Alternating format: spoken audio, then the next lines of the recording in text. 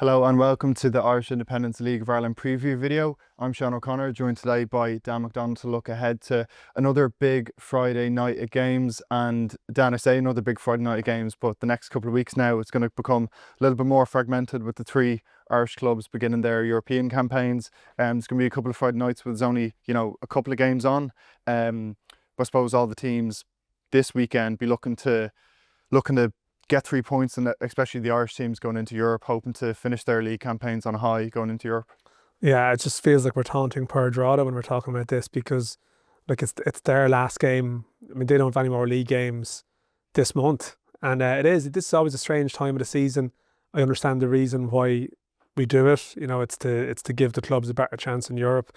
But we have this weirdly structured season where eventually it levels out. Although the mad thing about it is, I think ideally you want our clubs to do well in Europe. Obviously, rival clubs won't want their rivals to do well.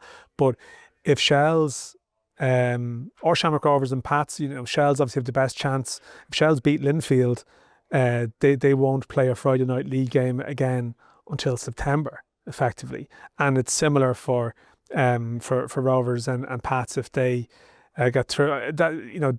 Okay, that's on the assumption Shells end up in the Thursday route eventually. There could be sort of changes with the schedule, but it is an odd one. That I think, Shamrock Rovers, for example, I know there's been a bit of conversation around them. Can they get to 50 points by Europe? I don't know if that's something that they're saying internally, but I've heard it said back to me, so I kind of wonder, is this something that's been mentioned? Because they hope to be involved deep into August. So it's a cut-off point for 4 clubs in the league after this round of games. And yeah, for the other 6, they sort of play each other through July, but it's a sort of a weird time. And I think it's more so the clubs that are finishing up in the league after this weekend. I think there's a real pressure on them to get some kind of positive result to sign off to go into Europe in good form. The other clubs is just sort of business as usual. It's just another week for them. This Friday, big Dublin derby at Richmond Park. I know you'll be there as well. St. Pat's against Bohemians. Dan, when Stephen Kenny came in a little over 12 months ago, that European campaign really kick-started their incredible finish to the season, that unbeaten run to the playoffs against Istanbul Başakşehir. But this time around, I suppose they're coming into Europe, no wins in 5. I think just 1 goal scored in that time. Bohs, obviously one of the informed teams the last couple of weeks, minus Lys Mousset. Pats really need a win here to just kickstart a bit of momentum going into Europe next week. It's a massive game for Pats. I mean, it is for both of them, of course. Bohs, definitely the Douglas James Taylors come in. Like we are saying here as well, the transfer window was reopened. Like we're speaking here Wednesday at the moment. More deals and more things could be happening between now and the games. But yeah, Douglas James Taylor has been signed. A few players have gone out on loan. As you said, the Moose has been released. Sadly, we became too familiar seeing Moose in the team news as will not be playing this week, so you couldn't describe him as a loss. But for Pats, I think they're almost maybe a bigger story coming into this game.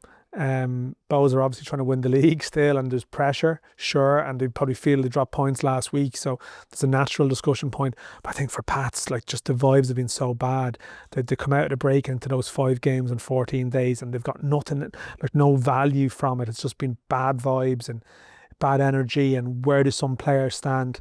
So I think a Richmond Park derby against a Dublin rival, I think some fans are probably going to be looking at that game going, if they can't get a reaction for this, if they can't, somehow, put something together and put a really proper 90-minute display in, then where are they going? I think Europe has the potential still to galvanise them, but this is a game where they need to do something.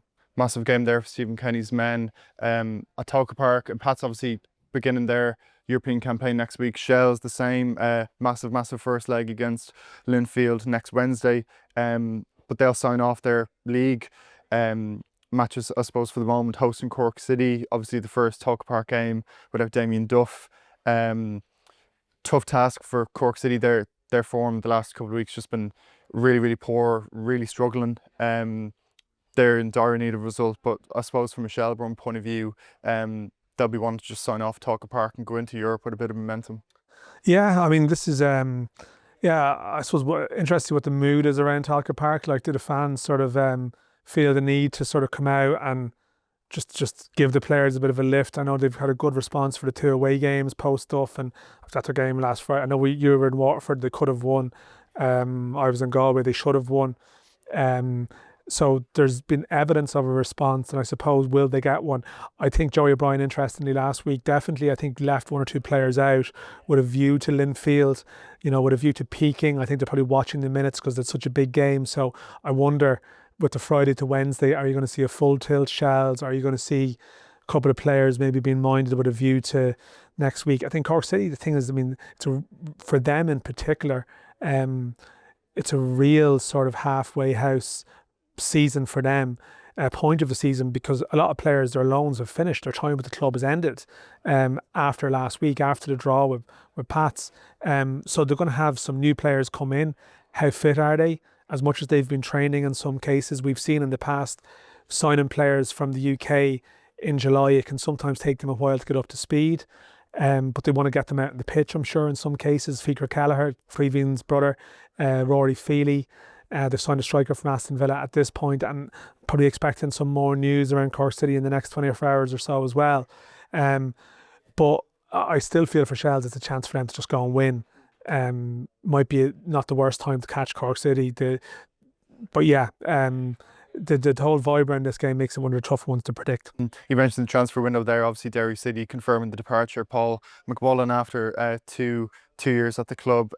Tiernan Lynch's men hosting Waterford, who I know I saw Waterford play Shamrock Rovers, lose to late goal. They were in the game for large periods. But I suppose Derry City, probably the informed team in the league at the moment, coming into this game in pretty good form and hoping for 3 points at home. Yeah, I think they've recently they've won a couple of games at home. They beat Drogheda last week. Actually, the 2 wins in Dublin prior to that. Sorry, they've dropped a few points in Brandywell actually, either side of the break. But they've gone to win in Dublin twice. They beat Drogheda, I think, a slow 30 minutes last week, but a very good 60. Waterford at times have been playing better than their results would suggest. The bad record against Derry last year. But I still feel with Derry, they're in second now. There's an expectation they're just going to go and win this game, I think.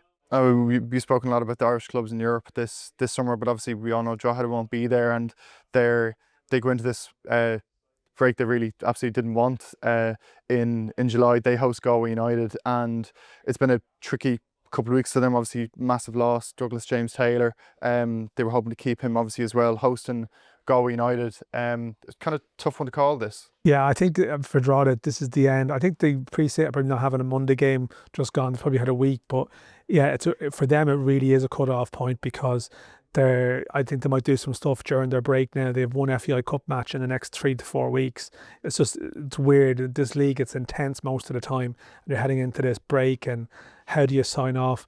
Galway, again, they've lost Moses Dyer. Patrick Hickley was struggling last week.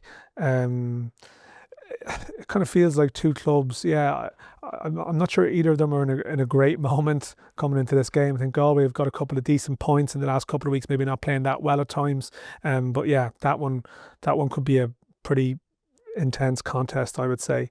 It seems to have draw written all over it, that game.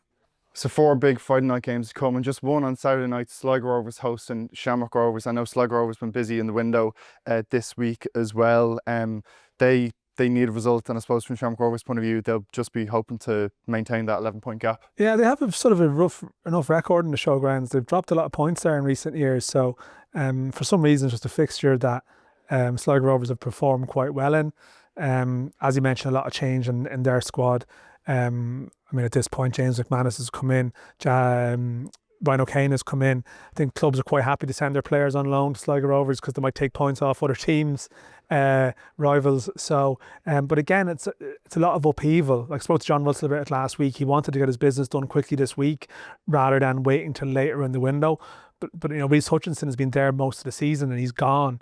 So, whereas Shamrock Rovers, pretty decent continuity in terms of their squad. John McGovern will come into it as well. So the conditions of the game suit them in terms of they should have a bit of momentum to carry into it. And Sligo Rovers will be figuring themselves out. But yeah, Saturday evening, the showgrounds, for some reason, there's a bit of magic sometimes happens in that game and they'll need to produce it again. 5 big games to look forward to this weekend. We'll be covering all the latest here and the reaction on the Irish Independent.